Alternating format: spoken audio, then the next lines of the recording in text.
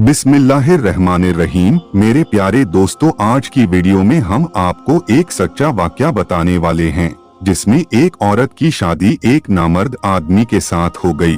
उसके बाद उस औरत ने उस आदमी के साथ जो किया उसके बारे में जानकर आप भी हैरान हो जाएंगे। इसीलिए दोस्तों, आज की वीडियो आप सभी के लिए बहुत ही ज्यादा खास है। खासकर शादीशुदा लोग इस वीडियो को आखिर तक जरूर देखें और अगर वीडियो अच्छी लगे तो इस वीडियो को एक लाइक करें। आइए वीडियो शुरू करते हैं। दोस्तों, सच्ची हिकायत और नसीहत की किताब से ये वाकया आपको बताया जा रहा है। एक साहब कहते हैं कि मैं हर जुम्मे को सुबह की फजर की नमाज के बाद अपने वालिद साहब की कब्र पर जाया करता था और उनकी कब्र पर जाकर फातिहा खानी करता था और उसके बाद मैं वहीं से अपने काम की तरफ निकल जाया करता था। एक बार ऐसा हुआ कि मैं जुम्मे के रोज सुबह फजर की नमाज के बाद कब्रिस्तान गया। मैंने जैसे ही कब्रिस्तान में अपना पहला कदम रखा तो मैं बहुत हैरान और परेशान हो गया, क्योंकि उस दिन कब्रिस्तान में ऐसी खुशबू आ रही थी। ऐसी खुशबू मैंने आज से पहले कभी नहीं समझी थी और न ही ऐसी महक मैंने उससे पहले महसूस की थी। आज मैंने उस नई खुशबू को कब्रिस्तान में महसूस किया था। उस खुशबू ने मुझको बेचैन कर दिया, क्योंकि वो खुशबू किसी भी तरह से इस दुनिया की खुशबू नहीं लग रही थी। खैर, उसके बाद में मैं अपने वालिद साहब की कब्र पर पहुंचा और फातिहा खानी करने लगा। उसके बाद में मैंने देखा कि मेरे वालिद साहब की कब्र के फासले पर ही एक नई कब्र बनी हुई है। उस पर ताज़ा फूल और नई चादर रखी हुई है, जिससे अंदाजा लगाना मुश्किल नहीं था कि ये कब्र 2 या 3 दिन पहले तैयार की गई है। उसके बाद में मैं जब अपने वालिद साहब की कब्र से फारिग हुआ तो मैं वापस जाने लगा। फिर मैंने सोचा कि क्यों ना इस नई कब्र पर भी दुआएं मगफिरत की दुआएं मांग लूं। यह सोचकर मैं उस नई कब्र की तरफ चल पड़ा और उस पर जाकर मगफिरत की दुआ करने लगा। दुआ के दौरान मैंने महसूस किया कि जो खुशबू मैंने कब्रिस्तान में दाखिल होते वक्त महसूस की थी वो खुशबू इसी कब्र से आ रही है। फिर मैंने उस कब्र की मिट्टी को अपनी मुट्ठी में भरा। उस मिट्टी को छूते ही मैं एकदम से हैरान हो गया, क्योंकि उस कब्र की मिट्टी बहुत ठंडी थी, जैसे नम हो, लेकिन वह मिट्टी एकदम खुशक थी, यानी कि सूखी थी। इसीलिए मैं इस बात को देखकर भी बहुत हैरान हुआ कि इस कब्र की मिट्टी कितनी ठंडी और नम है। इसके बाद मैंने अपनी हैरत को अपने पास रखा और उस मिट्टी को वापस उसी कब्र पर डाल दिया और अपने हाथ झाड़ते हुए वहां से चल पड़ा और फिर वहीं से अपनी दुकान पर चला गया और दुकान खोलकर बैठ गया।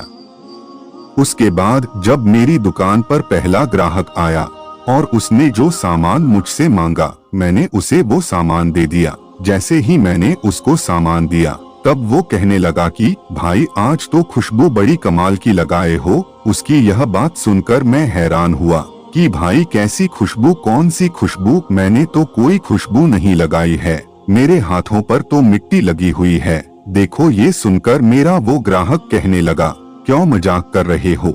आपने बहुत अच्छी खुशबू लगाई है और वो भी ऐसी खुशबू की मैंने इससे पहले कभी भी महसूस नहीं की। इतना कहते हुए वो ग्राहक वहां से चला गया। अब मैं पहले ही बहुत हैरान था। अब मैं उसकी बातों को सुनकर और भी ज्यादा हैरानी में पड़ गया। सोचते सोचते जब मैंने अपने हाथ को अपनी नाक के करीब किया तो मैंने महसूस किया कि ये वही खुशबू है जो मेरे हाथों से आ रही है। उसके बाद पूरे दिन मैं उस नई खुशबू को महसूस करता रहा। इसके बाद मैंने कई बार अपने हाथ भी धोए थे, मगर वह खुशबू मेरे हाथों में वैसी की वैसी ही मौजूद रही। उसके बाद अगले दिन यानी हफ्ते के बाद में ना चाहते हुए भी कब्रिस्तान की तरफ चल पड़ा और अपने वालिद साहब की कब्र पर दुआएं मगफिरत करने के बाद में मैं उस नई कब्र की तरफ चला गया, यह सोचकर कि यह नई कब्र किसकी होगी। आखिर कौन है इस कब्र के अंदर जो इतना नेक है?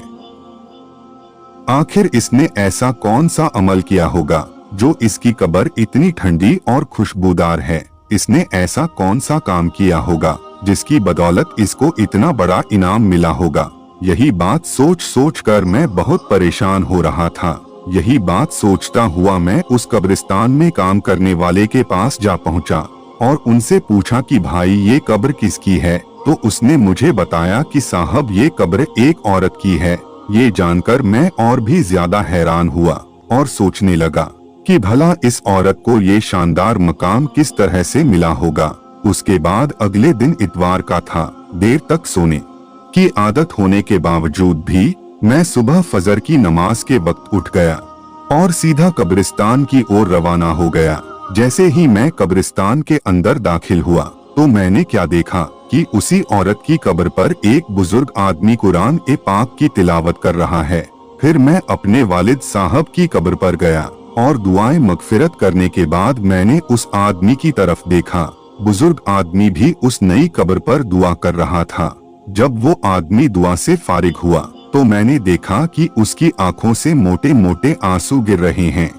वो सिसक सिसक कर रो रहा था और बिलख रहा था। मैंने ये सोचा कि इस आदमी को इस कब्र में सोने वाली औरत से बहुत ज्यादा मोहब्बत रही होगी, तभी तो ये इसकी जुदाई को बर्दाश्त नहीं कर पा रहा है और इसके जुदाई के गम में सिसक सिसक कर रो रहा है।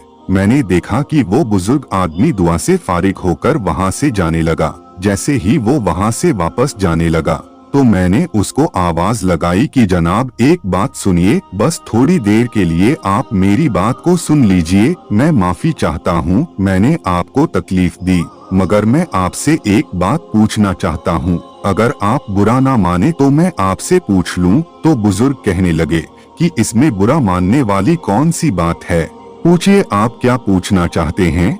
उन्होंने निहायत ही अदब और मोहब्बत के साथ में जवाब दिया। मैंने कहा जी शुक्रिया आपका। मैंने कहा कि अभी आप जिस कब्र पर दुआ मांग रहे थे ये कब्र किसकी है, अगर आप मुनासिब समझे तो बता दीजिए। तो वो बुजुर्ग कहने लगे कि जी ये आप क्यों पूछ रहे हैं। तो मैंने कहा कि दरअसल इस कब्र से आने वाली खुशबू ने मुझे बेचैन कर दिया है। इस कब्र की ऐसी खुशबू मैंने आज तक कहीं पर भी दूसरी और जगह महसूस नहीं की। मुझे ये खुशबू इस दुनिया की नहीं लगती है।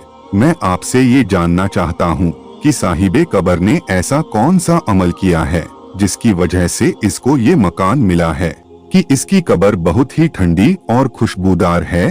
तो ये सुनकर उस बुजुर्ग ने ठंडी आह भरी और कहने लगे कि कब्र ठंडी और खुशबूदार क्यों ना होगी, इसने अल्लाह को राजी ही इसी तरह से किया है। ये सुनकर मैं कहने लगा जी मैं यही तो जानना चाहता हूँ कि इसने ऐसा कौन सा अमल किया है, ऐसा कौन सा काम किया है जिससे इसको ये इनाम मिला है। फिर वो बुजुर्ग कहने लगे ये मेरी बीवी की कब्र है। 30 साल का हमारा साथ रहा है। मैं 4 बहनों का इकलौता भाई हूँ। मेरी बहनों और मेरी माँ को मेरा शहेरा देखने का बहुत ज्यादा शौक था। जैसे ही मैं किसी काम पर लगा तो उन्होंने चांद जैसी दुल्हन की तलाश करनी शुरू कर दी। फिर कुछ ही दिनों में उन्होंने लड़की भी ढूंढ निकाली और उसके साथ मेरी शादी करवा दी। मेरी माँ और मेरी बहनों ने अपने अरमान दिल खोलकर पूरे किए। उसके बाद शादी की पहली रात ही मैंने उसका घूंघट उठाने से पहले अपनी पग उसके कदमों में रख दी और साफ साफ अल्फाज में उसको बता दिया कि आप मुझे माफ कर दो, मैं आपका हक अदा नहीं कर सकता। मैं इस लायक नहीं हूँ कि मैं आपकी ख्वाहिश को पूरा कर दूं। यानी कि मैंने उसको ये साफ साफ बता दिया कि मैं एक नामर्द इंसान हूँ। मैं शादी नहीं करना चाहता था, मगर मैं अपनी माँ और बहनों की खुशी की खातिर खुदगर्ज बन गया था और सिर्फ उनकी खुशी के लिए आपसे शादी की है। अब अगर आप चाहो तो मुझे छोड़कर जा सकती हो। यह सुनकर मेरी इस बीवी ने मेरी पग उठाई और वापस मेरे सर के ऊपर रख दिया और फिर कहा कि आप जैसे भी हो आप मेरे सुहाग हो, मेरा नसीब हो, मुझे अब आपके साथ ही रहना है। उस दिन के बाद से अल्लाह की इस बंदी ने मेरे साथ 30 साल का वक्त गुजार दिया। मेरे घर वालों की हर कड़वी बात को बर्दाश्त किया, बांझ होने के ताने सुने, मगर मेरा पर्दा रखा। अल्लाह कैसे इस कब्र को ठंडा और खुशबूदार ना करता जिसने इस दुनिया में इतनी पाक और साफ जिंदगी गुजारी हो। इतना कहते हुए वह बुजुर्ग ज़ारों कतार रोने लगे और कहने लगे इस औरत ने 30 सालों तक सब्र किया है और सबसे बड़ी बात तो यह है कि इसने मेरा पर्दा रखा है। और यही वजह है कि अल्लाह ने अपने जन्नत के बागों में से एक बाग इसको अता किया है। फिर वह बुजुर्ग कहने लगे, बस मैं आपसे यही बात कहना चाहता हूँ कि अगर किसी औरत से आप वफा चाहते हो तो उसको वक्त दो, उसको मोहब्बत दो, उसको भरोसा दो, और सबसे बड़ी बात, आप उसे इज्जत दोगे तो आपके लिए अपनी जान दे देगी, मगर आपके साथ वो कभी भी बेवफाई नहीं करेगी। और ऐसी औरत जो सब्र करती है, अपने शौहर की खामियों को और कमियों को छुपाती है, ऐसी औरत का बहुत बड़ा मकाम होता है। प्यारे दोस्तों, आपको अगर ये वीडियो पसंद आई है तो इस वीडियो को एक लाइक जरूर करें और हर बार की तरह इस वीडियो को अपने करीबी दोस्तों के साथ जरूर शेयर करें। और आपको ये वीडियो कैसी लगी आप कमेंट बॉक्स में जरूर बताएं। हम मिलते हैं फिर एक नए